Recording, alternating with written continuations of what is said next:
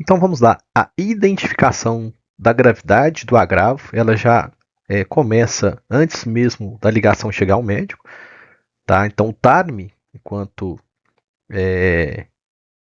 sendo um profissional que vai fazer esse primeiro atendimento, no caso, a ligação, o atendimento da ligação em si, ele já tem que buscar sinais de alerta que sugerem um risco imediato. Quais são esses sinais de alerta? Né? Sinais de situação de extrema urgência, ou seja, quando o solicitante fala que o paciente está inconsciente, que o paciente está com dificuldade para respirar ou que não está respirando, né?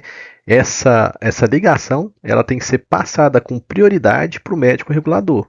Né? Então tem que comunicar, avisar o médico, ó, doutor, tal lugar, né?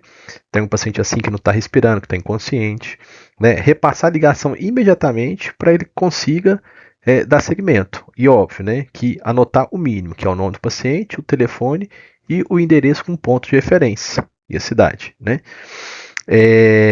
Todas as ligações devem ser passadas para o médico regulador, ok? Todas. E o TARM só pode encerrar sozinho pedidos de simples informação, que seriam pedido de endereço, pedido de telefone de outras centrais, né? Ou seja, nada relacionado às urgências. Ah, doutor, mas isso acontece? Acontece com muita frequência, né? O povo, às vezes, em cidade menor, tem o hábito de ligar para o 192 para informação. Qual que é a farmácia de plantão, né? Quer saber informação de um agendamento de uma consulta.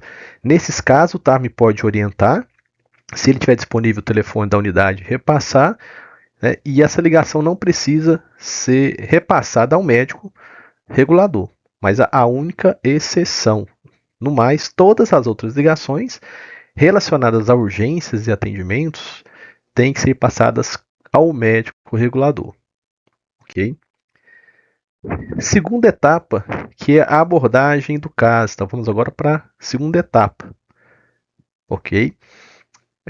Para a gente começar o bate-papo, vamos esclarecer, diferenciar os atendimentos em dois tipos: atendimento primário e secundário. O que é atendimento primário? Atendimento primário é aquele atendimento de pedido de socorro vindo diretamente da população e aquele atendimento ainda aquela situação onde não teve nenhuma intervenção de equipe de saúde. Nessa ligação, o médico vai proceder com o interrogatório específico para tentar estabelecer um diagnóstico sindrômico prioritário no menor tempo possível, então de 30 segundos a um minuto. Prioridade: tentar estabelecer um diagnóstico sindrômico para já despachar a viatura com brevidade. Caso não tenha nenhum desses diagnósticos sindrômicos nessa primeira abordagem, prossiga com o questionário para tentar uma hipótese diagnóstica.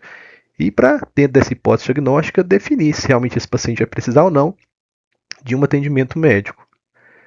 Ok?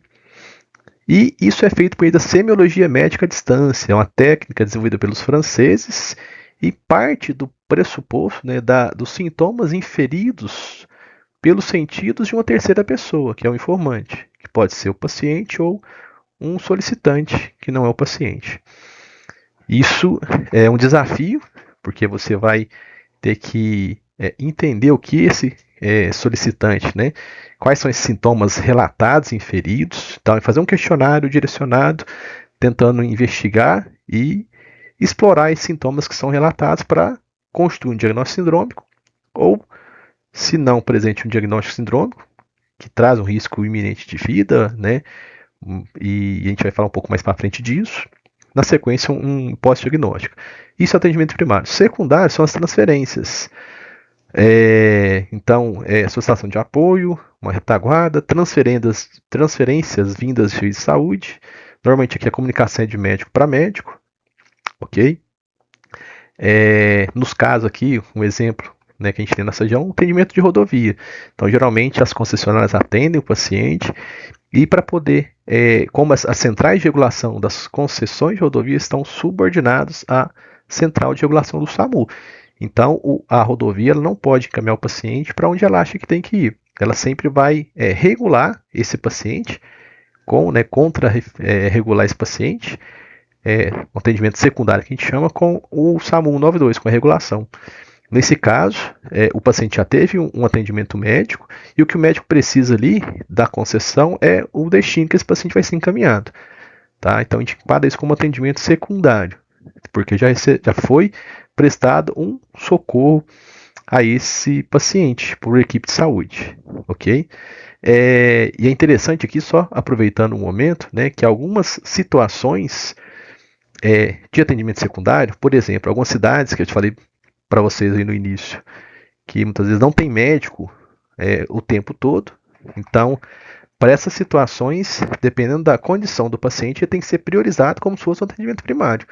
Por mais que às vezes tenha recebido já um atendimento ali por uma equipe de saúde, mas ele está no local sem recurso, muitas vezes uma avaliação muito superficial, e a prioridade dele tem que ser igual você teria num atendimento primário, tá?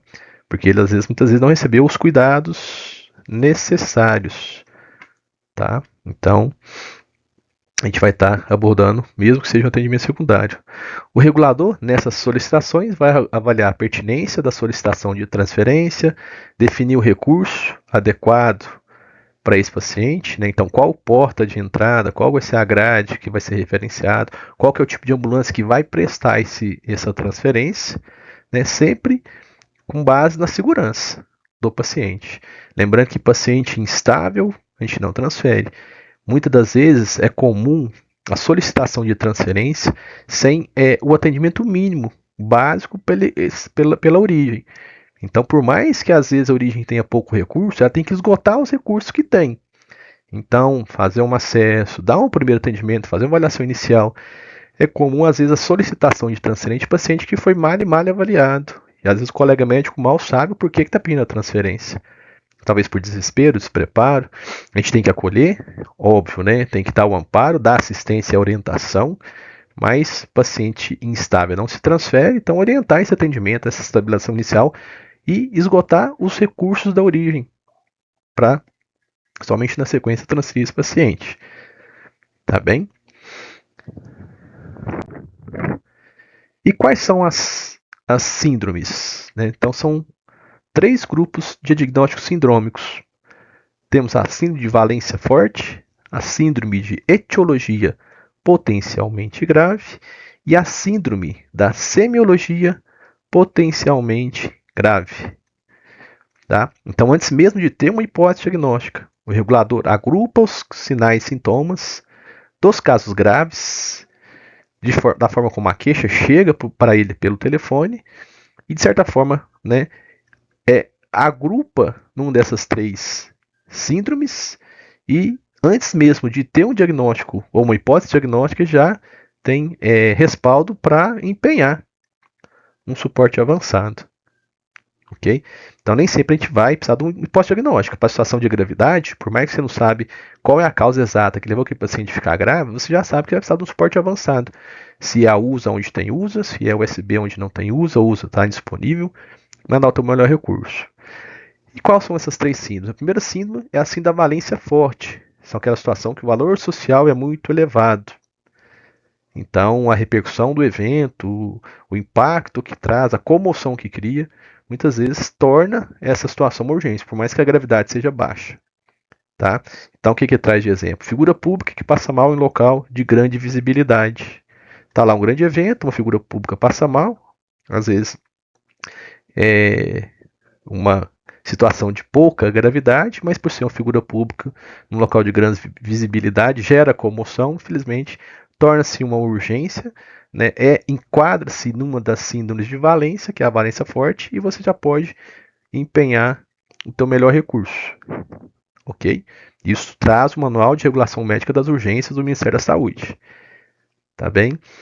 A segunda síndrome, a síndrome da etiologia potencialmente grave, ou seja, a causa potencialmente grave. Então, um exemplo, ele caiu do prédio, ou seja, você quer mais qual informação para saber que uma vítima que caiu de um terceiro, quarto andar do prédio, se não tiver em óbito, vai estar muito grave.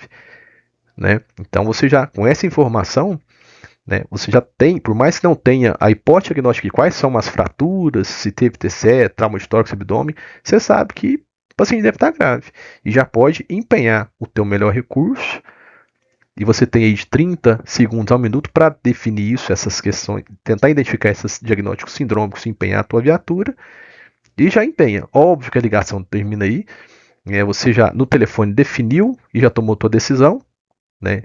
Quadrou, diagnóstico sindrômico. Já empenhou o teu recurso de 30 segundos a 1 minuto. Na sequência, você vai conversar com o solicitante para tentar orientar. De repente, um primeiro atendimento, né, não mexer na vítima, isolar o local para segurança. E a ligação não é porque você já definiu que vai empenhar a ambulância, a ligação acaba, não. Pelo contrário. Mas você não precisa de muito mais informação para poder empenhar um recurso. E a terceira síndrome, que é a síndrome de forte valência, desculpa, né? A semiologia potencialmente grave, são sinais e sintomas, né? Informados que indicam gravidade. É o paciente que está roxo, não está se mexendo, não está respirando, está desmaiado. Então, às vezes, você não vai conseguir maiores informações do porquê isso aconteceu. Né? Será que ele desmaiou foi um infarto que ele teve? Será que foi um AVC que ele está tendo? Não sei.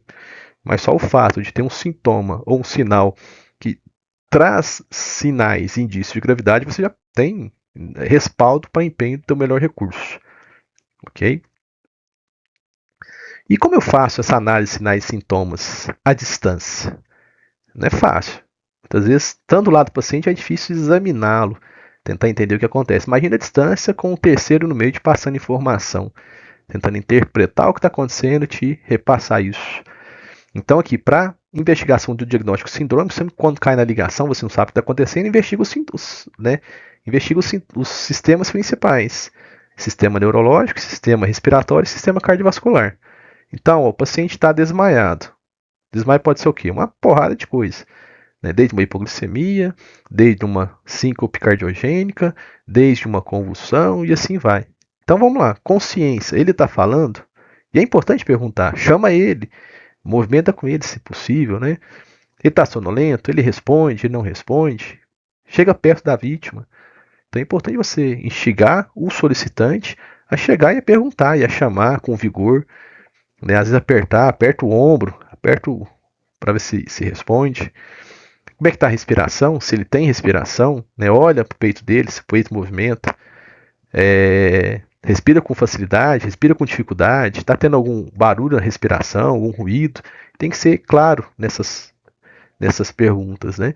Não adianta você perguntar, ele está sibilando, ele está crepitando, muitas vezes você não vai saber, o solicitante não vai saber. Então tem que ser claro, palavras simples, de fácil entendimento. E a circulação?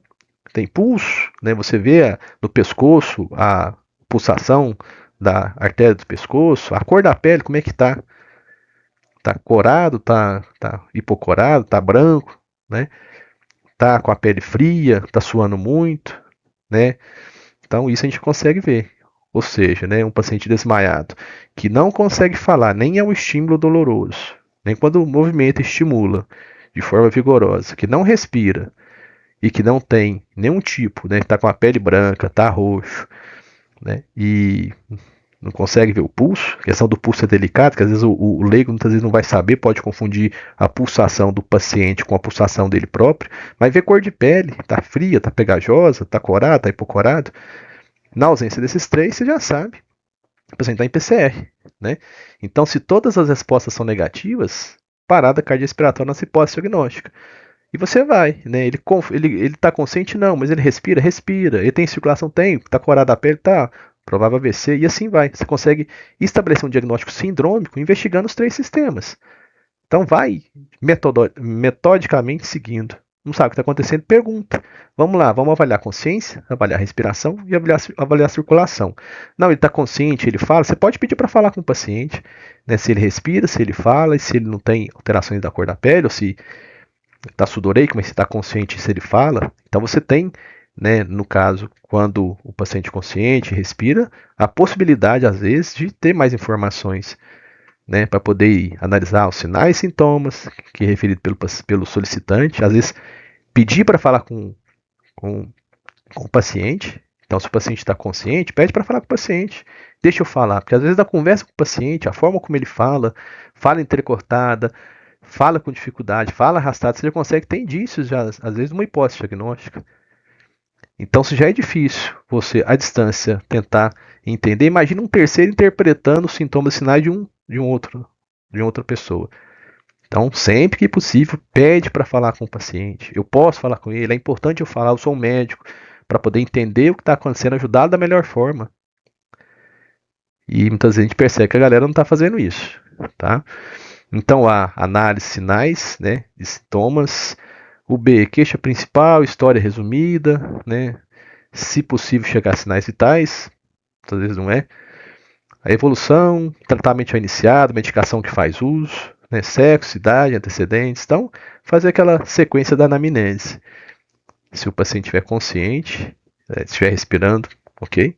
Para a gente tentar fazer a melhor classificação do grau de urgência e empenhar o melhor recurso, dar uma melhor assistência para todo mundo e não deixar desassistido que realmente precisa. Então, esse passo a passo é importante, a gente tem que se dedicar, às vezes é desgastante, às vezes o pessoal é mal educado, mas a gente tem que pôr na frente que a gente tem que fazer o serviço da melhor forma possível, para ajudar o paciente da melhor forma possível.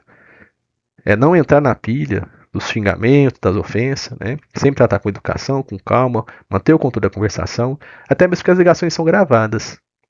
Então, se você perde a paciência, você perde a razão. Se isso judicializa, infelizmente, a gente tem perda. Como é que você vai alegar depois para o juiz? Entendeu? Ah, ele me ofendeu. Bom, mas você é o ajudante. Você é que tem que acolher, que está ali para prestar o socorro. Você não pode entrar na pilha porque ele não está em sã consciência. Ok?